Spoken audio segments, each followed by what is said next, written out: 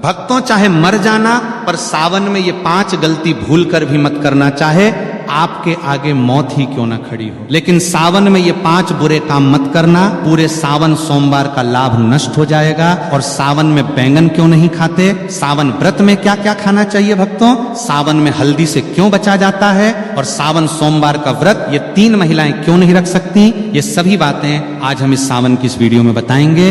लेकिन उससे पहले कमेंट बॉक्स में भगवान शिव जी का जयकारा लगाते हुए हर हर महादेव जरूर लिखें, लाइक जरूर करें। भगवान शिव जी की भक्ति का यह सफर बहुत ही अद्भुत है, इसलिए इस वीडियो को एक पल के लिए भी छोड़कर मत जाना, क्योंकि शास्त्रों में लिखा है कि अधूरी जानकारी हमेशा सर्वनाश का कारण ही बनती है। भक्तों, वर्ष 2026 में सावन का पावन महीना 30 जुलाई दिन गुरुवार से प्रारंभ होकर 28 अगस्त तक रहेगा। यह महीना भगवान शिव जी और माता पार्वती की उपासना के लिए अत्यंत शुभ और मंगलकारी माना जाता है। इस वर्ष सावन के दौरान कुल 4 सोमवार व्रत पड़ रहे हैं, जिनका विशेष धार्मिक महत्व है। पहला सावन सोमवार व्रत 3 अगस्त को मनाया जाएगा, दूसरा सोमवार 10 अगस्त को, तीसरा 17 अगस्त को और सावन का चौथा तथा अंतिम सोमवार व्रत 20 अगस्त को होगा।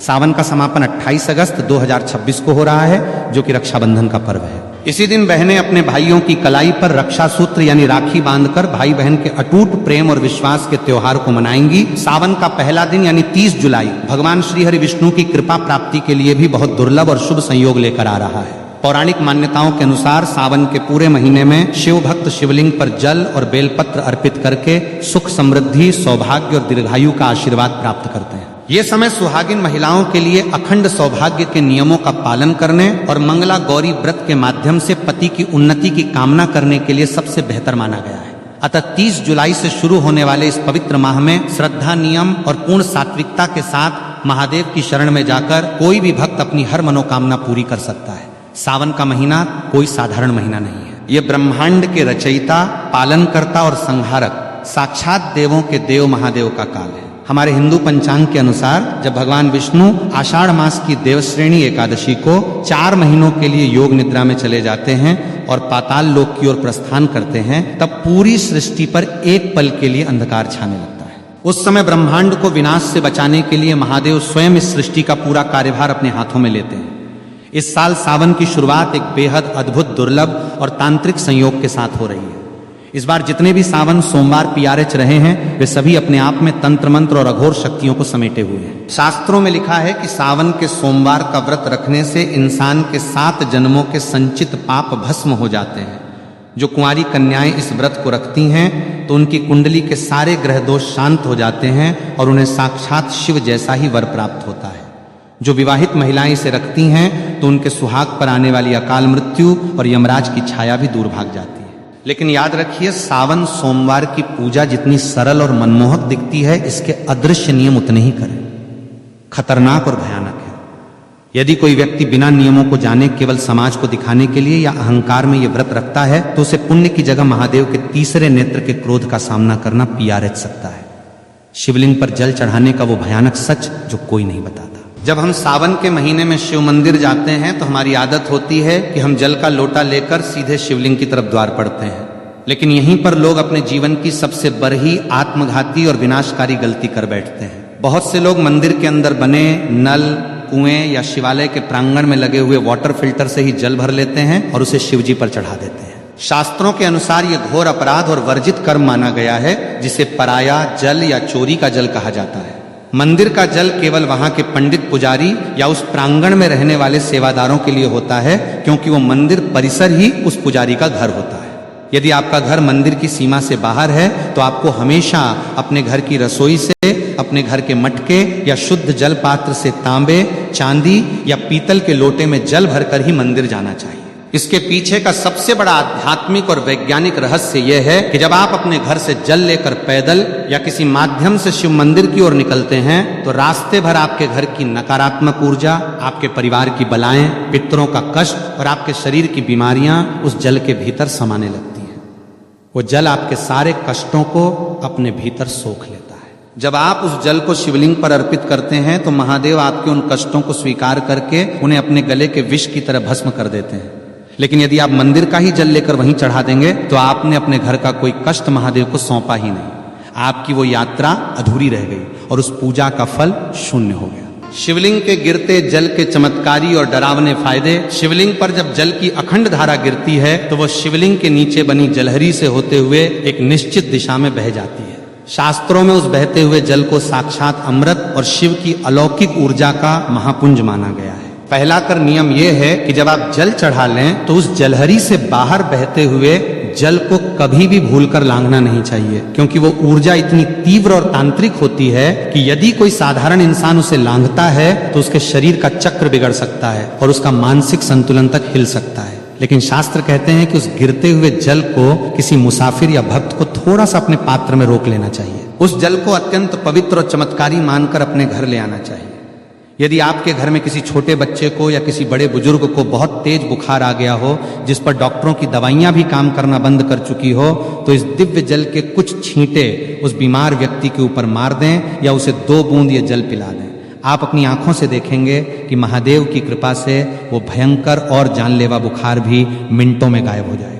इतना ही नहीं, यदि किसी व्यक्ति की आंखों में हमेशा कीचड़ जाता हो या आंखें लाल रहती हो या जलन होती हो या उम्र के साथ आंखों की रोशनी धुंधली पड़ती जा रही हो, तो इस जल को सुबह सुबह अपनी आंखों पर पलकों के पास लगाना शुरू करें। धीरे धीरे आंखों का सारा भयंकर विकार दूर हो जाएगा और आपकी आंखों की रोशनी इतनी तेज होने लगेगी कि बरही से बरही बीमारी महादेव की कृपा से पूरी तरह साफ और चमकदार हो जाएगी। महाउपाय बेल की जरेज का ताबीज, तंत्र काट और खान पान का करहा पहरा। अब हम बात करेंगे कि घर के आंगन में जल छिड़कने का भयंकर तांत्रिक रहस्य शिवलिंग से लाए गए उस बचे हुए जल को केवल पीना ही नहीं है, बल्कि इसका एक ऐसा प्रयोग है जो बड़े बड़े तांत्रिकों के होश उड़ देता है। यदि आप इस जल को अपने घर के आंगन में, घर के चारों कोनों में, तिजोरी के पास और मुख्य द्वार पर छिड़कते हैं तो आपके घर के आसपास मंडराने वाली भयंकर से भयंकर अदृश्य शक्तियां, भूत प्रेत, अतृप्त आत्माएं और नकारात्मक बाधाएं चीखते हुए उस स्थान को हमेशा के लिए छोड़कर भाग जाती हैं। अगर किसी दुष्ट व्यक्ति ने या आपके दुश्मन ने आपके घर पर कोई टोना टोटका, मूठ करनी या तांत्रिक क्रिया की होगी जिसके कारण आपके घर में बीमारियां और कंगाली रहती हैं, तो शिवजी के इस चरणामृत के स्पर्श मात्र से वो तंत्र उसी क्षण उल्टा घूमकर करने वाले पर वार कर देता है। घर की सुख शांति जो सालों से गायब थी वो वापस लौट आएगी और घर में बरकत होने लगेगी। लेकिन एक डरावनी चेतावनी याद रहे कि इस जल को कभी भी पैर नहीं लगना चाहिए और ना ही इसे किसी गंदे या अशुद्ध स्थान पर रखना चाहिए और ना ही इसे बाथरूम के आसपास ले जाना चाहिए, अन्यथा इसके परिणाम बहुत ही भयानक और विनाशकारी हो सकते हैं। जल और दूध में क्या मिलाकर चढ़ाएं और धतूरे का गुप्त गणित भोलेनाथ को प्रसन्न करने के लिए केवल सादा जल ही काफी है, क्योंकि भोले बाबा आशुतोष हैं। लेकिन यदि आप अपने जीवन की किसी विशेष और बहुत पुरानी और अधूरी मनोकामना को पूरा करना चाहते हैं तो जल में कुछ विशेष गुप्त वस्तुएं मिलाना अनिवार्य है। सावन के महीने में यदि आप शिवलिंग पर गन्ने का ताजा रस या जूस चढ़ाते हैं तो माता लक्ष्मी जी आपके घर में साक्षात बंध जाती है और दरिद्रता कितनी भी बड़ी हो या कर्ज का पहाड़ कितना भी ऊंचा हो, वो महादेव के सामने घुटने टेक देता है। यदि आपको लगता है कि आपके घर में पितृदोष है या राहु केतु की महादशा चल रही है या बनते काम एन वक्त पर बिगड़ जाते हैं, तो जल के अंदर थोड़े से काले तिल मिलाकर AUM नमः शिवाय का 108 बार जाप करते हुए शिवलिंग पर अर्पित करें। अब बात करते हैं शिवजी के सबसे प्रिय और खतरनाक फल धतूरे की। लोग अनजाने में पैरों से तोड़कर जितने मर्जी धतूरे शिवलिंग पर सजा देते हैं, जो कि पूरी तरह गलत और वर्जित है। शास्त्रों के अनुसार शिवलिंग पर धतूरा को हमेशा विषम संख्या में ही चढ़ाना चाहिए, जैसे कि केवल 1, 3 या 5 धतूरा। असल में इंसान के भीतर छिपे काम, क्रोध, लोभ, मोह और अहंकार का प्रतीक है। जब आप विषम संख्या में धतूरा चढ़ाते हैं तो आप अपनी इन मानसिक बुराइयों और जहर को महादेव के चरणों में सौंप रहे होते हैं। इसके साथ ही सावन में पंचामृत का भोग लगाना चाहिए, जिसमें शुद्ध गाय का कच्चा दूध, गाढ़ा दही, घर का निकाला हुआ घी, शुद्ध शहद और मिश्री की शक्कर शामिल हो। यह सभी सामग्री शिवजी को तृप्त करती है। लेकिन याद रखें कि पंचामृत में कभी भी बाजार की डिब्बा बंद या मिलावटी चीजों का इस्तेमाल भूलकर भी ना करें। व्रतधारियों के लिए तो दूध पीने की सख्त मनाही का वैज्ञानिक और धार्मिक सच सावन के महीने में व्रत रखने वाले भक्तों को एक ऐसी गुप्त बात का ध्यान रखना चाहिए जो अक्सर लोग अनदेखा कर देते हैं और बाद में पछताते हैं। यदि आपने सावन सोमवार का व्रत रखा है या पूरे सावन के नियम का पालन कर रहे हैं तो आपको भूल कर भी दूध का सेवन नहीं करना चाहिए। इसके 2 बहुत बड़े और ठोस कारण हैं। पहला कारण पूरी तरह धार्मिक है। सावन के महीने में दूध पूरी तरह से भगवान शिव को समर्पित होता है, क्योंकि समुद्र मंथन के समय निकले विष के कारण उनके कंठ में जो भयंकर जलन हो रही थी उसे शांत करने के लिए सभी देवताओं ने उन पर दूध और जल चढ़ाया था। जो चीज सीधे भगवान को अर्पित की जा रही हो उसे व्रतधारी स्वयं ग्रहण नहीं कर सकता, इसे उच्चिष्ट या दोष माना जाता है। दूसरा कारण वैज्ञानिक और डरावना है। सावन में चारों तरफ भारी वर्षा होती है जिससे जमीन पर अजीबोगरीब की माकोरहे फंगस और जहरीली घास उगाती है। जब गाय और भैंस इस घास को चरती हैं तो वो विषैला तत्व उनके दूध में भी आ जाता है। सावन के दिनों में इंसान की जठराग्नि यानी पाचन शक्ति बहुत कमजोर होती है, इसलिए इस समय दूध पीना साक्षात पेट की भयंकर बीमारियों और विष को न्योता देना है। ये दूध केवल छोटे बच्चों, असहाय बुजुर्गों या भयंकर रूप से बीमार लोगों को ही दिया जाना चाहिए, क्योंकि उनके जीवन की रक्षा के लिए शास्त्रों में विशेष छूट है। एक स्वस्थ व्रतधारी अगर सावन में दूध पीता है तो उसका व्रत तत्काल प्रभाव से दूषित और खंडित हो जाता है। कुत्तू के आटे का डरावना सच की है मकोरहे और व्रत टूटने का भय। व्रत के दौरान लोग फलाहार के नाम पर कुत्तू के आटे की पूरियां, पकौड़ियां, पराठे या हलवा भरे चाव से खाते हैं और सोचते हैं कि उन्होंने बहुत पवित्र भोजन किया है। लेकिन क्या आपको पता है कि बाजार में मिलने वाले कुत्तू के आटे में एक ऐसा डरावना रहस्य छिपा है जो आपके व्रत को पूरी तरह नष्ट करके आपको नरक का भागी बना सकता है। कुत्तू का आटा काफी समय पहले पीसकर बोरियों में बंद करके रखा जाता है, जिसके कारण नमी पाकर उसके भीतर बहुत ही बारीक, सूक्ष्म और छोटे छोटे कीड़े मकोड़े पैदा हो जाते हैं, जिन्हें बिना गौर किए नग्न आंखों से देखना नामुमकिन सा होता है। यदि आप बाजार से पैकेट या खुला आटा लाकर बिना उसे अच्छी तरह जांचें और बिना बहुत बारीक छलनी से छाने सीधे तेल में तलकर इस्तेमाल कर लेते हैं तो अन्न जाने में आप उन सैकड़ों जीवित जीवों और कीड़ों को भी पकाकर खा जाते हैं। शास्त्रों में साफ साफ लिखा है कि व्रत के दौरान यदि आपके पेट में एक भी कीड़ा या जीव चला गया तो वो मांस भक्षण यानी मांस खाने के बराबर माना जाएगा। जैसे ही आपने अनजाने में भी उस मांस रूपी की को खाया तो आपका व्रत उसी क्षण पूरी तरह टूट गया और आपको व्रत के पुण्य की जगह जीव हत्या का भयंकर पाप लग गया और आपका मानस पूरी तरह अपवित्र हो गया। इसलिए जब भी कुत्तू के आटे का प्रयोग करें, लेकिन उसे पहले धूप में सुखाएं और बारीक छलनी से 3 बार छानें और पूरी तरह आश्वस्त होने के बाद ही खाएं। व्रत में नमक के नाम पर केवल और केवल शुद्ध सेंधा नमक का ही प्रयोग होना चाहिए। साधारण समुद्री नमक का एक दाना भी व्रत को नष्ट कर देता है। बेल के पैरे की झड़ का ताबीज और अदृश्य शक्तियों का परछाई नाश सावन के महीने में बेल पत्र का महत्व तो बच्चा बच्चा जानता है, लेकिन बेल के पैर की जरज में जो तांत्रिक, सुरक्षात्मक और अलौकिक शक्तियां होती हैं उसके बारे में कोई नहीं बात करता। सावन के किसी भी सोमवार को सुबह सूर्योदय से पहले उठकर स्नान करके बेल के प्राचीन वृक्ष के पास जाएं, वहां धूप दीप जलाकर प्रार्थना करें और उसकी जड़ का एक छोटा सा टुकड़ा कुल्हार ही या लोहे से नहीं बल्कि लकड़ी या हाथ से प्यार से तोड़कर ले आए। उस टुकड़े को गंगा जल और गाय के कच्चे दूध से धोकर पहले शिवलिंग पर स्पर्श कराएं और फिर उसे महादेव का प्रसाद मानकर वापस ले लें। इसके बाद उस चको, चांदी, तांबे या पीतल के किसी ताबीज के अंदर भरकर काले या लाल धागे की मदद से अपने गले में या दाहिनी बाजू पर बांध लें। ये कोई साधारण लकर ही नहीं रह जाती, ये साक्षात महादेव का त्रिशूल और सुरक्षा कवच बन जाती है। इस ताबीज को पहनने के बाद दुनिया का कोई भी ओझा तांत्रिक, कोई भी बुरी नजर, मूठ, भूत, प्रेत, डाकनी, शाकनी या हवा में घूमने वाली नकारात्मक शक्ति आपके आसपास भी नहीं भटक सकती। यदि आपको रात में डरावने सपने आते हैं, अचानक छाती पर वजन महसूस होता है या आपको लगता है कि आपके ऊपर किसी ने कुछ टोना कर दिया है, तो ये JRH उस पूरी बला को अपने भीतर सोख लेगी। इसे पहनने के बाद आपका रुका हुआ कारोबार, आपकी नौकरी और आपका जीवन बहुत तेजी से सफलता की ऊंचाइयों की ओर बढ़ने लगेगा। वैवाहिक जीवन के करे प्रतिबंध वर्जित कर्म और महादेव की परीक्षा के संकेत और पतितप के रिश्ते का वह करवा सच जिससे व्रत सफल या निष्फल होता है, भगवान शिव और माता पार्वती इस पूरी सृष्टि के सबसे पहले, सबसे आदि और सबसे आदर्श पतिपत्नी है। इसलिए सावन के व्रत में पतित के आपसी व्यवहार और मानसिक पवित्रता का बहुत गहरा और सीधा संबंध होता है। जो पतित सावन के महीने में या विशेषकर सोमवार के व्रत के दिन आपस में गाली गलौज करते हैं या एक दूसरे को नीचा दिखाते हैं, ताने मारते हैं या आपस में भयंकर लड़ाई झगड़ा और क्लैश करते हैं, उन्हें सावन का व्रत रखने का कोई अधिकार नहीं है। यदि ऐसी अशांत स्थिति में आप भूखे रहकर व्रत रखते भी हैं तो महादेव आपके उस व्रत को कभी स्वीकार नहीं करते। आपका भूखा रहना केवल एक शारीरिक प्रताड़ना और नाटक बनकर रह जाता है और आपके पुण्य की सारी ऊर्जा उसी क्षण नष्ट हो जाती है।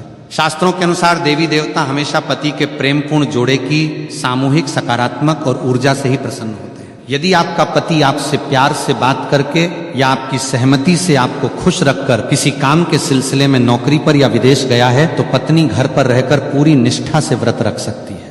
लेकिन यदि दोनों के बीच भयंकर क्लेश हुआ है, पत्नी रोते हुए और पति को गाली देते हुए अपने मायके जाकर बैठ गई है और वहां सावन का व्रत रख रही है, तो वो व्रत पूरी तरह निष्फल है। कोर्ट मैरिज और अधूरी शादी वाली महिलाओं के लिए शास्त्रों का करह निषेध आज के आधुनिक और पाश्चात्य युग में बहुत से युवा कोर्ट में जाकर कागजों पर दस्तखत करके शादी कर लेते हैं और समाज में उसे ही अपना पूरा विवाह मान लेते हैं। लेकिन सनातन शास्त्रों, वेदों और हिंदू धर्म के अनुसार कोर्ट मैरिज एक पूरी तरह अधूरा और केवल कानूनी विवाह है। धार्मिक नहीं, जब तक पवित्र अग्नि को साक्षी मानकर वैदिक मंत्रोवार के बीच कन्यादान और 7 फेरे नहीं लिए जाते, तब तक वो विवाह आध्यात्मिक रूप से पूर्ण नहीं माना जाता। शास्त्रों के अनुसार ऐसी अधूरी शादी वाली महिलाओं को सावन का मुख्य और कर व्रत रखने से बचना चाहिए, क्योंकि जब तक विवाह के 7 फेरे पूरे नहीं होते तब तक महिला को अपने पति के आधे पुण्य की प्राप्ति नहीं होती और ना ही वो धार्मिक रूप से अर्धांगिनी कहलाती है। यदि ऐसी महिलाएं व्रत रखना चाहती हैं तो उन्हें पहले विधिवत रूप से भगवान शिव और माता पार्वती जी के सामने 7 फेरे या विवाह की रस्में पूरी करनी चाहिए, तभी उनका व्रत पूर्ण रूप से फलदायी माना जाएगा और उन्हें सौभाग्य की प्राप्ति होगी। कुंवारी कन्याओं और विवाहित महिलाओं के लिए शिवलिंग स्पर्श का रहस्यमय नियम सावन के महीने में कुंवारी कन्याएं मनचाहा और संस्कारी वर पाने के लिए और शादीशुदा महिलाएं अपने पति की लंबी उम्र तथा अखंड सौभाग्य के लिए व्रत रखती हैं। लेकिन यहां भी एक बहुत बड़ा और सख्त नियम है जिसे हर महिला को जानना बेहद जरूरी है।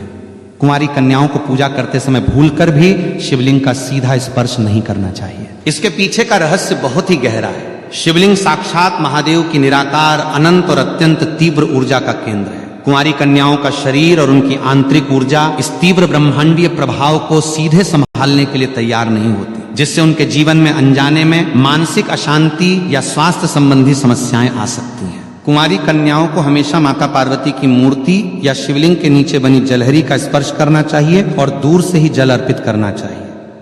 इसके विपरीत जो महिलाएं विवाहित हैं, जिनका वैदिक विवाह पूर्ण हो चुका है, वे शिवलिंग का स्पर्श कर सकती हैं, उसे अपनी उंगलियों से चंदन भी लगा सकती हैं और उसकी अच्छे से सेवा कर सकती हैं।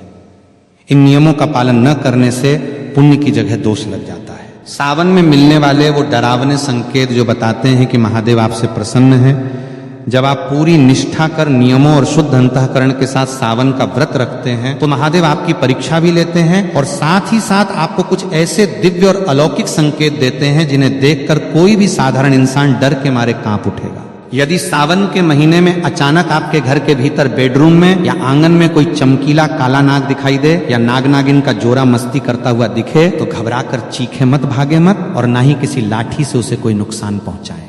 ये इस बात का बेहद खतरनाक, अचूक और साक्षात संकेत है कि स्वयं महादेव के गण आपके घर की सुरक्षा करने आ चुके हैं। इसका मतलब है कि आपकी भक्ति पूर्ण रूप से सफल हो चुकी है और आपकी कोई बड़ी अधूरी मनोकामना बहुत जल्द पूरी होने वाली है। इसी तरह यदि सावन के दिनों में अचानक आपके घर के मुख्य द्वार पर कोई भूखी गाय आ जाए या साक्षात नंदी महाराज आकर खड़े हो जाएं और अपनी पूंछ हिलाएं तो समझ जाइए कि महादेव स्वयं नंदी पर सवार होकर अदृश्य रूप में आपके दुखों का अंत करने आए हैं। आपको तुरंत भागकर उन्हें हरी घास, गुड़ या शुद्ध भोजन कराना चाहिए और उनके माथे पर कुमकुम का तिलक लगाना चाहिए।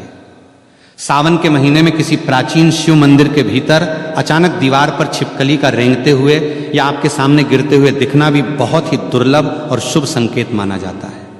यह अचानक होने वाले धन, आगमन और कर्ज मुक्ति का अचूक प्रतीक है। भीमराज और काली मधुमक्खी का रहस्यमय और तांत्रिक आगमन सावन के महीने में कई बार हमारे घरों में काले रंग का एक बरहा सा उड़ने वाला जीव आता है, जिसे ग्रामीण भाषा में कुछ लोग भीमराज कहते हैं या काली परही मधुमक्खी यानी भंवरा।